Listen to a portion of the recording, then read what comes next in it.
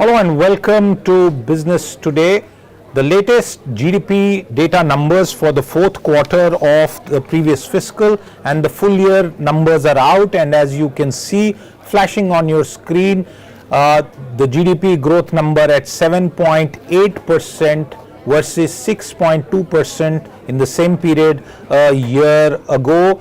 The estimates were at 6.8%, and this number has come in at well above that estimate range. The full year GDP growth estimate now at 8.2%, up from 7.6% earlier, and very clearly, as you can see it on your screen, this is the big data number.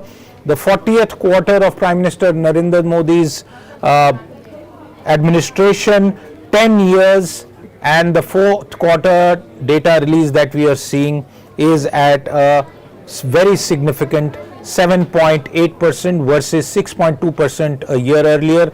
Full year GDP growth for FY24 has been revised to 8.2% from 7.6% earlier. This is well above the estimates of 7.9%, and joining us now to decode the latest numbers is a well-known economist, Shaugato Bhattacharya. Shaugato, welcome to the show. A number that has again surprised on the upside. Your first reactions to this massive growth number? So, Mr. Dutt, thank you very much for having me on your show. I had expected a number somewhere between 7 to 7.5, the GDP number. Remember, I have to give a shout out to my colleague, my former colleague, who had predicted exactly 7.8. For my former colleague at Axis Bank, was predicted 7.8. So I was expecting 7 to 7.5. I think I haven't seen the numbers yet. The GVA is likely to be lower. The gross value. The fourth quarter GVA, Shaugato, just to add, the fourth quarter GVA number has come in at 6.3% versus 6% on a YOY basis. Yes, you're exactly right, Siddharth, because I mean, this is the gap between the GDP growth and the GVA growth numbers is essentially due to the very large collections of indirect taxes, the GST taxes, excise taxes, etc., that the government has collected in the fourth quarter. That's the cause of the deviation between the GVA number, which is relatively robust. 6.3 is also a very good number, but the 7.8 outlier is due to the indirect taxes minus subsidies. Subsidies have been lower this time because the toll codes others, but the growth in the indirect taxes has resulted in this outsized growth number. Okay. We also have the data that I can share with you. Farm sector growth in the fourth quarter has come in only at 0.6% versus 7.6% in the year ago period. Mining sector growth at 4.3% versus 2.9%. Manufacturing growth at 8.9% versus 0.9%. Construction growth at 8.7% versus 7.4%. Nominal GDP growth has been revised for the full year of FY24 to 9.6 from 9.1%. FY24 GVA growth has been revised to 7.2 from 6.9%. The FY24 farm sector growth is at 1.4, almost double from 0.7% earlier. Mining sector growth has been now revised to 7.1, lower than 8.1% earlier. Manufacturing sector growth for the full year is at 9.9% versus 8.5% earlier. We also have certain numbers, including the fiscal deficit number, but let me also bring in another voice, Achla Jethmalani, economist at RBL Bank. Achla, a surprise perhaps baked in, and is it that the extent of the surprise has surprised you? Quite a bit, I would say, and on all fronts across sectors, it seems to be a pretty robust recovery across segments. I am not sure about the agriculture GVA. We were looking at a contraction of about 1.4%, And if at all there is any surprise, then we could have been higher at 6.3%, which is why for the fourth quarter, we were penciling in a muted growth of about 5.7%. But clearly, from construction numbers, manufacturing numbers, and even the services, at least there's a 10 to 20 basis points, or rather 1 percentage point difference, if I'm correct. We talked about construction sector growth at about 8%, manufacturing at 8.9%. So positive surprises, yes. A good positive surprise. Rumki Majumdar, economist at Deloitte India, is also with us. Rumki, your first response, and clearly we are seeing a contraction in the agriculture sector, but what seems to have driven this kind of a number, which viewers, I must inform you, if you were to bring up the various estimates that we had polled, is way beyond any other estimate for in fact, ICRA had 7.8%, Deutsche Bank and Union Bank had 8%, but it's in the upper side, including an HDFC Bank estimate of 7.8% and RBL Bank, which had estimated full year growth as well. Go ahead, Rumki, with your views. Hi, thanks, Siddharth. And yes, it is quite a positive surprise. We expected a strong growth, but this has beaten all market expectations, I suppose.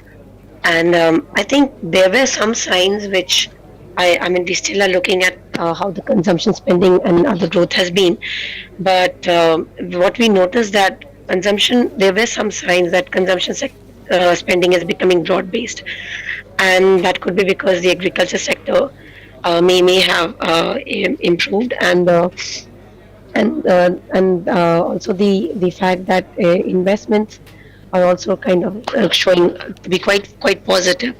So the fact, I suppose, overall, even though agri sector is not as strong as I would have expected, but overall the rural income is kind of spending is showing up in the overall GDP numbers. I want to come to you, Shogoto. Try and make sense of these numbers. We had an unfavorable monsoon in 2023. Does that seem to have carried on into the fourth quarter? Because government support both at the state and central level continued, but that's the politics of it. Rising commodity price situation that we saw, that was also there. There were some price curbs as well, but fundamentally what seems to have happened as far as the farm sector is concerned? So one, it's not surprising. I had expected the farm sector in Q4 to actually contract, just like it did in Q3. One, because the warning signals had come in from the advance estimates of food grain production, so that had shown a contraction. I think the proximate reason for this lower than expected food grain output is due to the heat wave, which has started, remember, right from the month of March earlier. So that had disrupted crop sowing, and unseasonal rains, etc., in much of the north had destroyed some of the rabi crop. So that, to my mind, I need to see the numbers again, but that, to my mind, is the proximate reason. But it's not a surprise that the agricultural production output in Q4 has turned out negative. Shogoto, therefore, given that the heat wave actually increased and continues as we speak, and 2 months of the current quarter are also now over, would it therefore be a fair guess to say that farm sector growth will continue to be impacted even in the first quarter of the current year? Yes, I think it is very probable, Siddharth, because remember that even in the first quarter of last year, that is to say FY24, agricultural output was relatively high at the trend level of 3.5. So we have to expect that the first quarter of FY25, this current quarter that we are in, is likely to have a fairly bad agricultural growth number. Because of the heat wave, because of the base effect of the first quarter last year, it's very, very likely that we are again going to see a negative growth rate in agricultural output.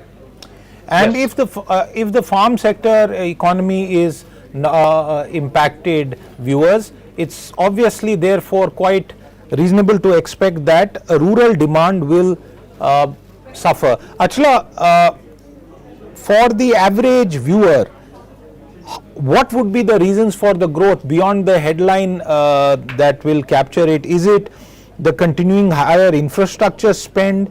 Has strong urban demand contributed to this bumper sort of that we have ended the full financial year at? That's a good question. We'll have to look at the finer details as to what the consumption trend has been like. Because of whatever we read, it was quite evident that rural demand was still in a recovery phase. It had not fully recovered. It is also clear in the numbers how the rural population was relying more on Narega-like schemes for employment because of a poor monsoon. So we need to see if demand was the reason behind the robust growth. And in terms of the supply side, I have a number. Please hold on there, Achla, because that number is available right now. The fourth quarter private final consumption growth clocked in at 4% versus 1.5%. So let me repeat that number because that might help us inform the debate. Private final consumption growth in the fourth quarter came in at 4 versus 1.4%. January-March capital formation growth was at 6.5% versus 3.8%. Government consumption growth was 0.9% versus 13.9%. So something seems to have triggered that. Was it lower approvals, lower spending, a fourth quarter expenditure crunch? I don't know. You are the economists who can explain. Let me also add one more set of numbers that was not available so far. Services growth at 6.7%. These are Q4 numbers, obviously, viewers, down from 7.2% in the same period a year ago.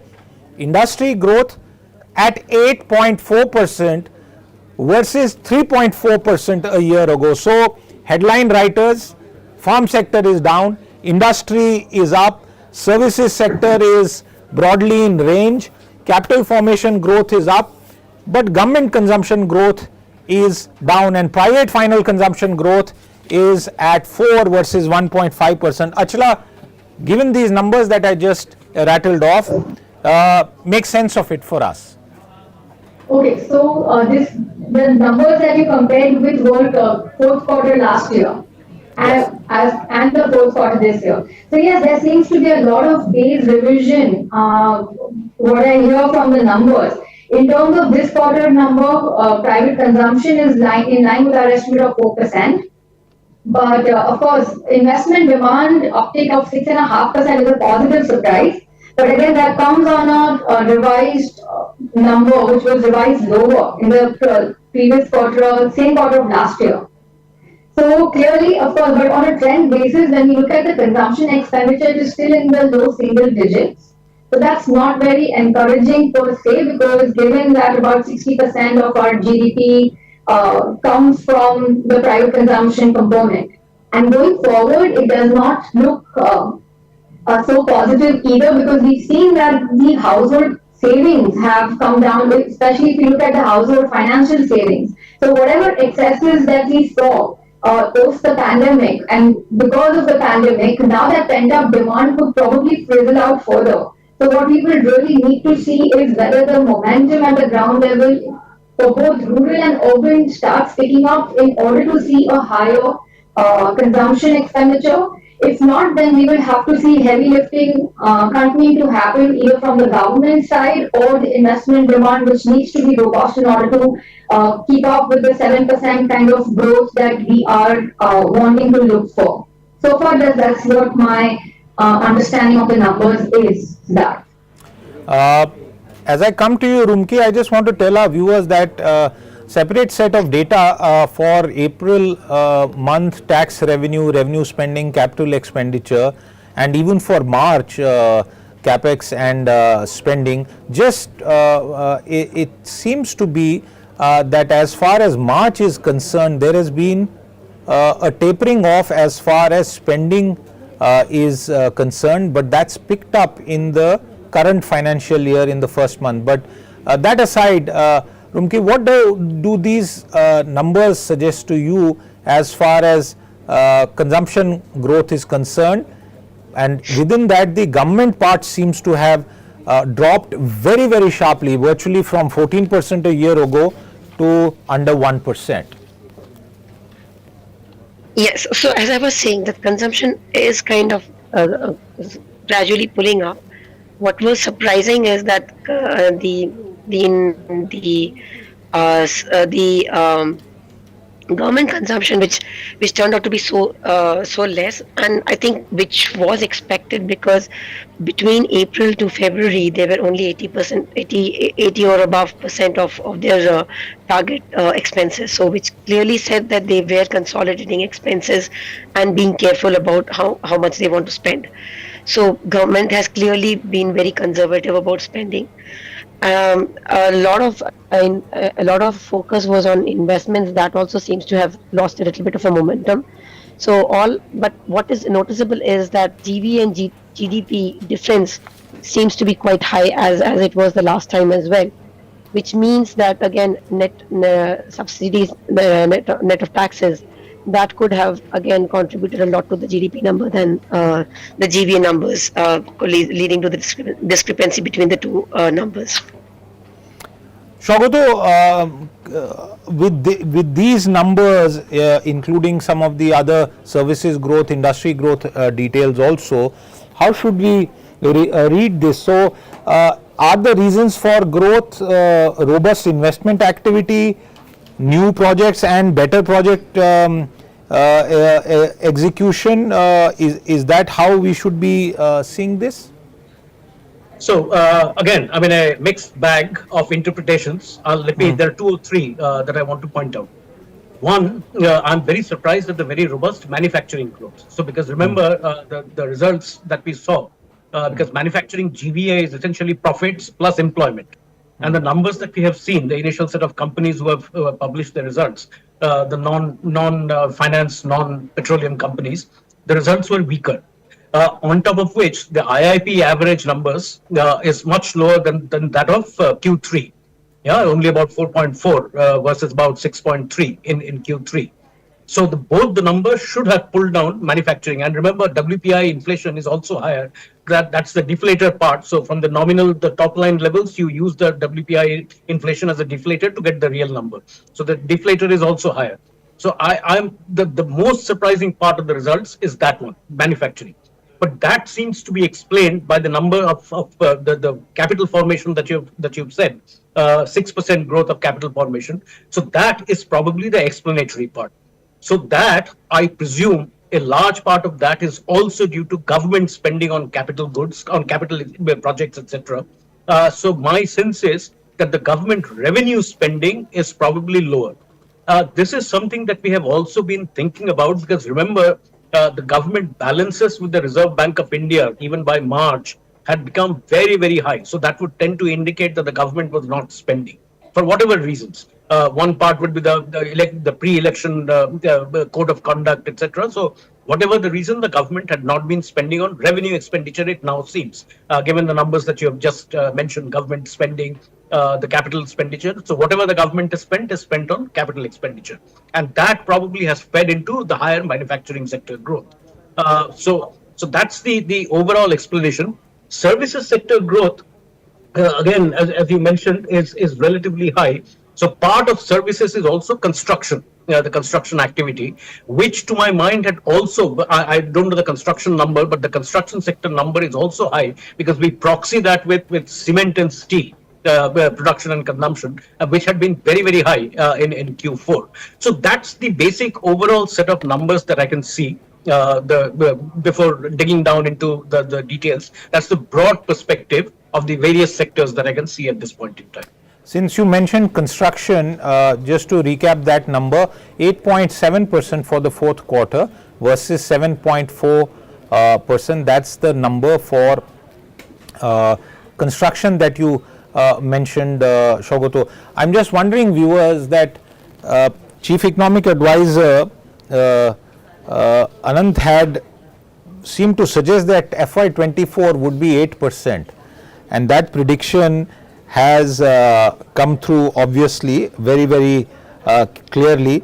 and State Bank of India had also spoken about 8%. So within all the different estimates that we have seen, the government and State Bank of India obviously had a very accurate sense of the numbers, and that kind of feeding into the overall feel good moment. And I wonder that if GDP numbers have surprised on the upside, whether the actual poll results on June 4th, viewers, will also surprise on the upside. But we will leave that to the betters and also to the professional political pollsters. But I come to you, Achla, once again. Is it that, do you think that the government side that we have seen in terms of the much lower number, 1% versus 14%, is it, as Sogato seems to suggest, that by February, once the interim budget was done, newer spending kind of cooled off, tapered off, and the government looked at keeping fiscal consolidation on track and ensuring that other projects that were already underway for which allocations had happened, that's the reason for this sharp tapering that we have seen as far as the government side is concerned? Yes, Siddharth. Sourav sir nailed it when he talked about government spending actually coming down for the code of conduct reasons, and also when we looked at some of the lead indicators such as the government cash balances that were being held with the RBI. So post the interim budget, that did seem to be the trend. Even for the March quarter, when we look at CMI databases number in terms of projects that were stalled or dropped, that or new investments, that also did see a downtick in the March quarter, which again is one of the other indicators which suggests that why the spending was down. And also it could also be the subsidy element, why we must have seen that the government spending had possibly come down, because overall revenue spending came off a bit for the government when you compare it from the previous year levels. But of course, going forward, we should see that the momentum starts to gain track as spending starts to begin, and especially if the government was to focus more on revenue side by way of some more welfare schemes going forward. So we could see some uptake again there. And also, if I got it correctly, the government spending expenditure in the fourth quarter of last year was just about 8%, if I'm not mistaken. So that base revision has also probably led to this 1% kind of a figure for the fourth quarter FY24.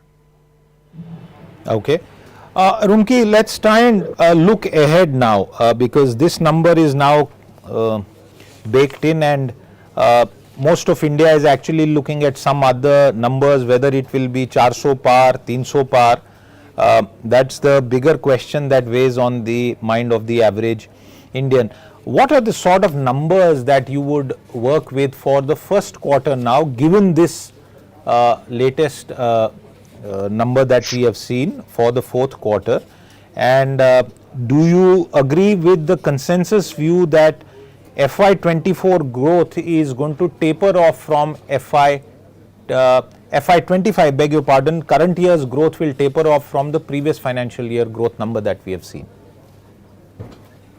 Right, Siddharth. So this being the election quarter, we expect the impact on investments and consumption will be such that the numbers will be lower, and so most likely the quarter might clock about 6.5 to 6.8% growth this quarter. Sorry, and overall, yes, we expect a slightly lower growth next fiscal year because we have a very high base effect to counter with, because 8% growth this year, 8.1, sorry, means the next year has to, we'll have a very high base year to catch to map it with. So overall, we are expecting around 6.7, 6.8% growth next year. But let's hope the momentum continues, and we might even see upside growth surprising to the upside. So, yeah. Shogoto, will the momentum continue? The first quarter is largely one where practically most projects, no new project approvals have obviously happened, and those that may be currently underway would be working on funding that is being released in the routine course as working capital. So, what's your sense about whether this momentum will continue and the final number, including the first quarter number, that you would like to suggest? So, as far as the momentum is concerned, I'm not completely sure about the first quarter, but my sense is that the overall FY25 GDP growth will be anywhere between 6.6 to 6.8%. RBI, if you remember, is forecasting 7% growth. IMF is lower, 6.8%, I believe, if I remember correctly. Our own estimate is about 6.6 to 6.8%. That's for the full year, FY25. For the first quarter of FY24, that is the previous year, GDP growth was relatively high, 8.2%. So probably at this point, because remember again, the spending for this whole quarter is pretty much gone. So after June, there might be some spending that will be coming about, etc. So government spending is likely to be relatively low because the government has not spent. I believe that the government balance with the Reserve Bank of India is currently above 5 lakh crores, which is very, very high. So it will spend in come June, but not before the full budget is announced in early July. So I think the Q1 growth is likely to be lower, and the reason that you mentioned that Q1 is typically a quiet quarter from the financial services side. You will probably see a little slackening in terms of credit growth, which feeds into the financial services growth. All the results of the NBFCs and banks, the restrictions that have been put, risk weights, etc., from the Reserve Bank of India. So from the financial services side, so I wouldn't be surprised if we see a growth in the first quarter of FY25 of around 6 to 6.5%. The same question to you, Achla. What's your outlook for the current quarter and the full year? Yes, I think broadly in line with what the estimate is at 6.5 to 7%. But of course, now that the base has changed, so there could be some upward revision to our 6.7% that we were estimating before today's GDP data release.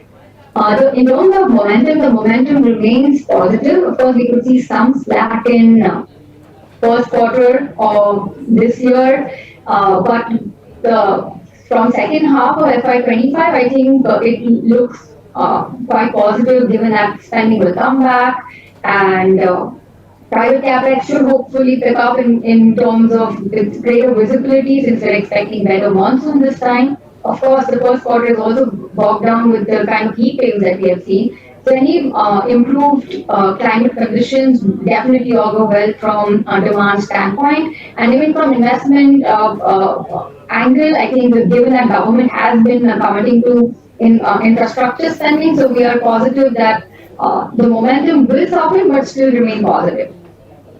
I mean, from 8%, 7% kind of trajectory is what the consensus is at. Rumki, I'm noticing some commentary on these numbers, and very clearly surprise being a unifying factor in all the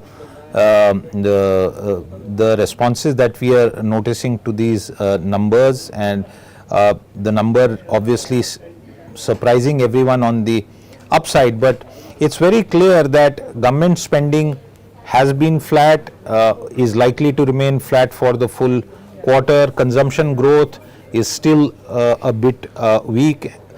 Within all of this, and we still are waiting to see how the monsoon pans out. Therefore, what would be the outlook for the current quarter and going forward from there?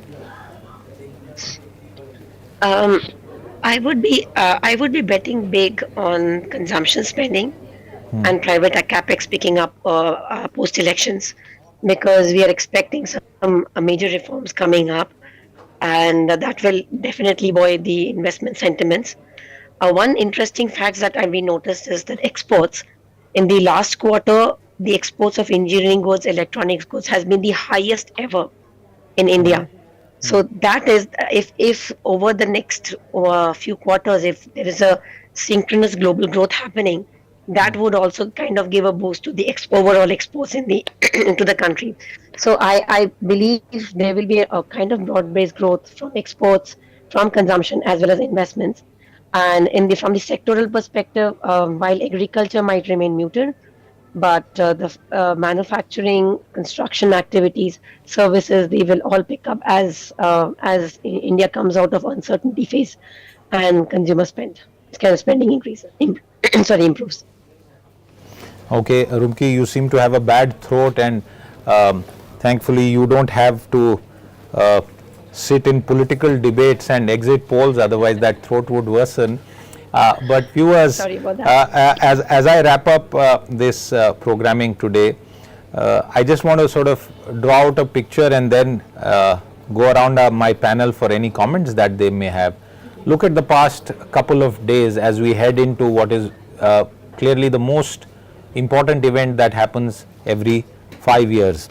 S&P revises and goes positive on India. It's taken 14 years for that to happen, and it's happened in the 40th quarter of the reign of Prime Minister Narendra Modi, 10 years. We've seen the RBI tell the nation that over 100 tons of gold have been brought back to India from the United Kingdom. And I can tell you, viewers, that I have it on the best possible sources that more gold is going to continuously be brought back to India. It's a physically demanding logistical exercise. Imagine 100 tons of gold being physically brought back, the amount of logistics that would be involved in bringing all of that gold back. And now look at the GDP numbers, 8.2% for the full year, and very clearly that providing a sense of confidence. These numbers will be noticed all over the world. There will also be a considerable amount of nitpicking or deep dive into these numbers with regard to any anomalies, especially when some of these revisions may surprise. But S&P, 1 lakh kilogram of gold having come back, and perhaps a similar amount in this year, and that is going to be a rolling process, I suspect. And imagine that over a period of time a substantial part of our gold reserves are going to come back to India, and that by itself is very significant, although the cost of storage overseas may not be that much, but it's clearly a very, very important thing. And then finally, in just around 24 hours from now, you will have the exit polls. And here I want to tell you, viewers, that do tune into the India Today platform, all the platforms that we have, because the India Today exit polls coverage will start tomorrow evening after the polls are officially closed, and that is going to be one of the most credible, most accurate numbers, a record that the India Today group has over so many elections. So all building up into what might be a very, very important, significant market opening on Monday. And I will try and get all of these economists over the next week, viewers, for them to offer you insights on what they expect from the new government, the one that gets elected on the 4th of June. Any closing comments, Shogota, that you might have to offer? Thank you. I mean, you've been very, very comprehensive. So I think the world, various institutions of the world are expressing confidence on India's growth. Fingers crossed on the results. I think the results will have an impact on the future trajectory of growth. There is no doubt about that. I think investor confidence needs to increase, and multiple reforms. Because remember, if we need to grow at 7% for the next 20-25 years, that's not going to be easy. A lot of very hard reforms need to be put in place. But that's the next story. So fingers crossed. Achla and Mani, what would you say that the incoming government will have to sort of hit the ground running to ensure that we maintain the momentum? Achla? Yes, I think economic growth will be topping the charts given that India is in the top five countries in terms of economic size, and that would be on any government's agenda to keep the momentum going. Okay, keep the momentum going. Rumki, final word on the show to you.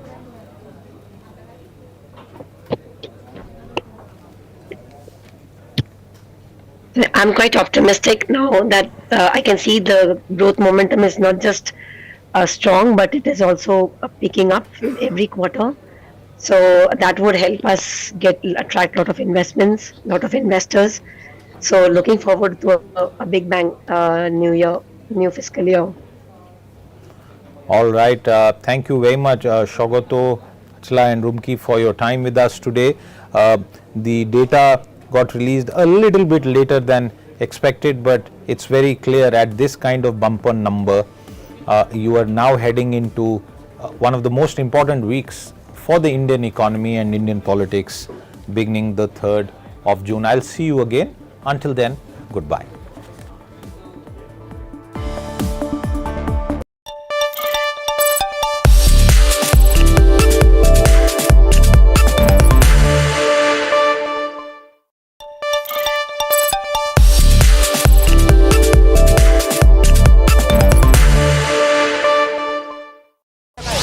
Sensational revelations in the Pune Porsche accident that killed 2 software engineers. The probe has unveiled the murky nexus between politicians and the family of the accused under